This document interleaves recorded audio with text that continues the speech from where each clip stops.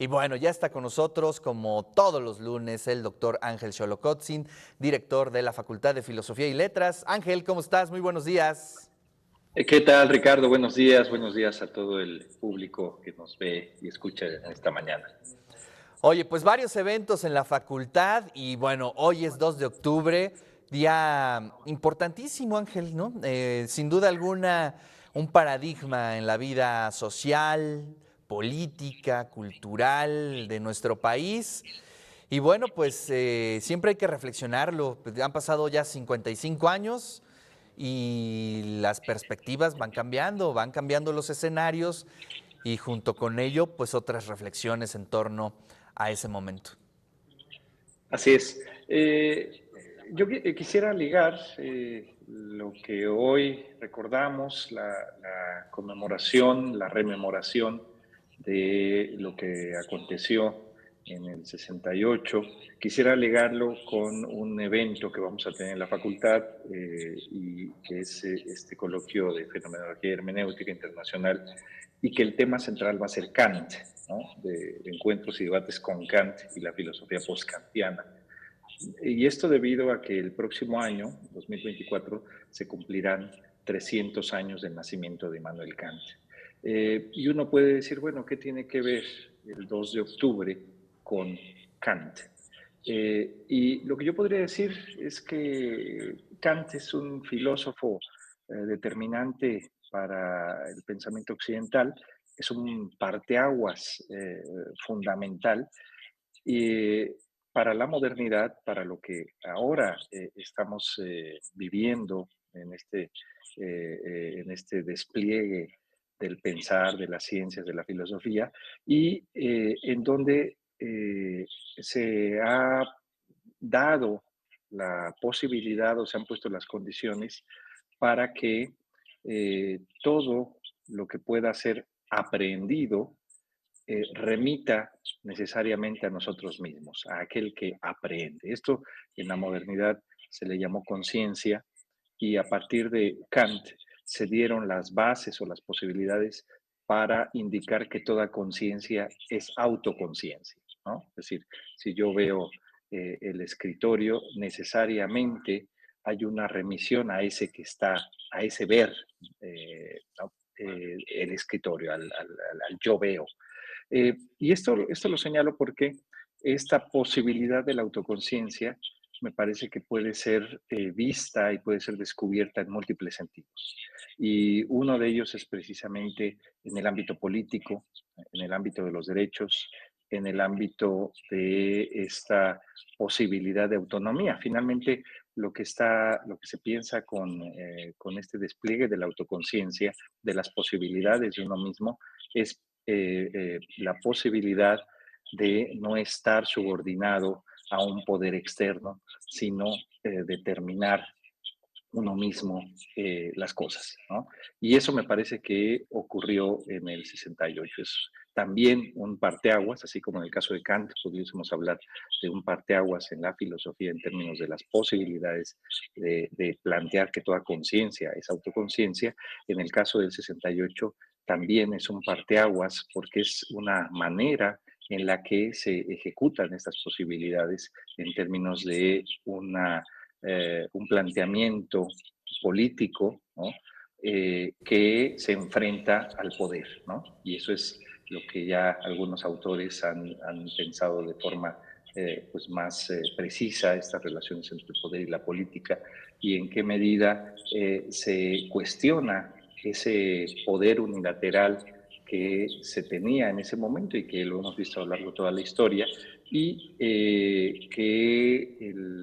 digamos, los subordinados pues estaban de alguna manera no cuestionando ese poder, sea el que sea poder militar, sea poder incluso político, sea poder religioso, y cuando se cuestiona eso se da precisamente esta posibilidad de autoconciencia y de despliegue de las posibilidades, incluyendo estas posibilidades políticas, estas posibilidades de decidir, estas posibilidades de participar, estas posibilidades de cuestionar las decisiones que se venían tomando.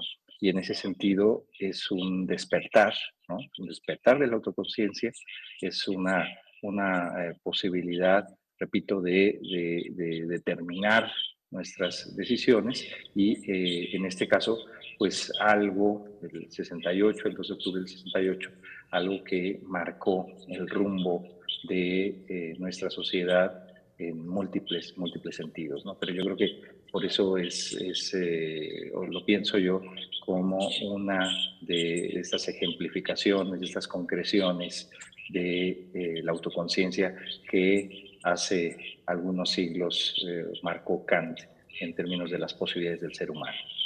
Oye, es que es importantísimo lo que estás comentando.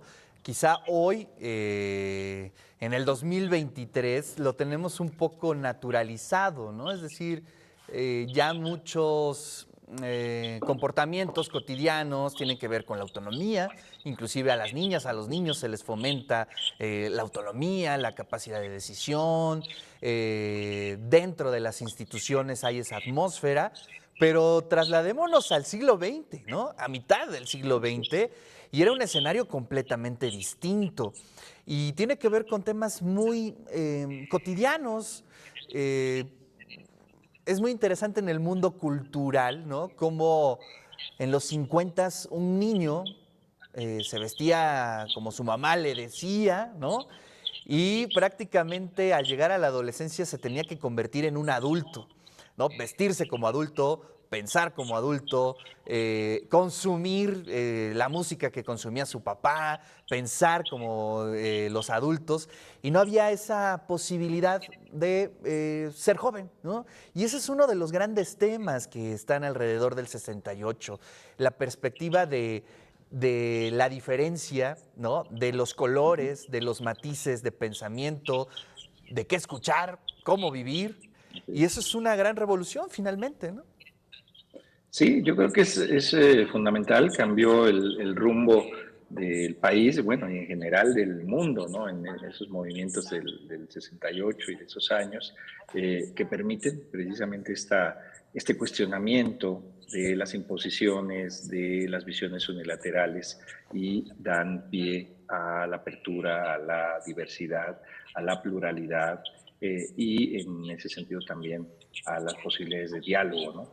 Y yo creo que esto que lo que señalas ahorita en tu intervención al principio es muy importante porque a veces si no se ve de carácter histórico en el que nos movemos, pues se puede pensar que son asuntos mágicos o que las cosas ya estaban así simplemente, ¿no? Ese es precisamente uno de los puntos que también Kant, sabemos, va a cuestionar, ¿no?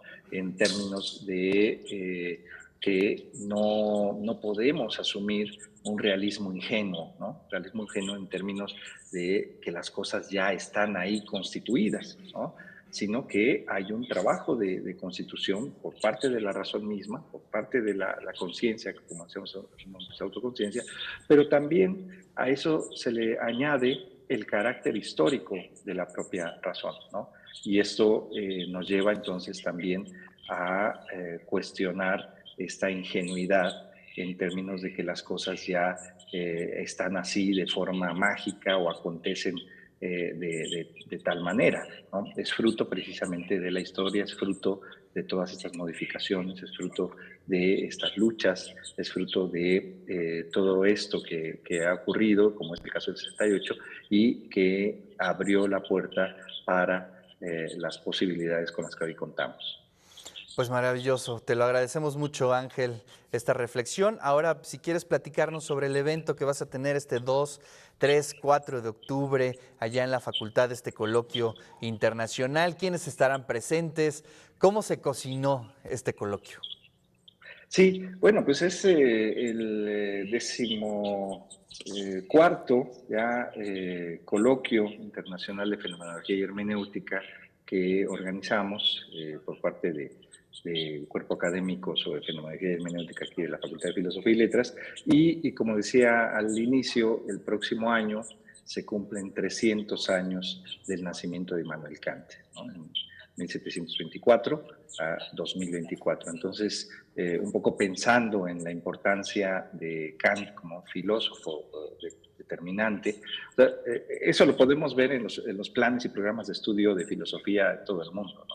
Hay autores que pueden no estar, pero Kant es uno de los que están siempre, ¿no? Claro. Es un autor fundamental y por eso entonces vamos a debatir, a discutir en estos 3 días sobre ello. Tenemos invitados de la Universidad Diego Portales, la doctora Rocío Garcés, tenemos invitados de otras universidades de México, de la Universidad Veracruzana, de San Luis Potosí, de la Michoacana, por ejemplo está Gustavo Leiva, de la Autónoma, de la Universidad Autónoma, y tenemos, por supuesto, también algunos de la Universidad Panamericana y tenemos algunos colegas de nuestra facultad, el doctor Romero, el doctor Jan Orejarena, el doctor Diego Ulises, el doctor Guibu, el doctor Ignacio Rojas, etcétera, ¿no? Entonces, tenemos 3 días de diálogo, de discusión. Vamos a comenzar hoy a las 10 de la mañana y concluimos el miércoles a las 5:30. Están cordialmente invitados en el auditorio Elena Garro de la Facultad de Filosofía y Letras y también se transmitirá por el Facebook de la Facultad de Filosofía. Maravilloso, pues ahí estaremos al pendiente de este evento, Ángel. Muchísimas gracias, lo vamos a compartir en nuestras redes también, este evento que vale mucho la pena. Pues nos vemos el próximo lunes, Ángel. Muchas gracias. Muchas gracias, Ricardo. Te mando un Gracias gran al público. abrazo. Igualmente. Gracias, como siempre, muy interesante las palabras del doctor Ángel Xolocotzin, director de la Facultad de Filosofía y Letras, pues, para hacer una reflexión sobre el 2 de octubre de 1968.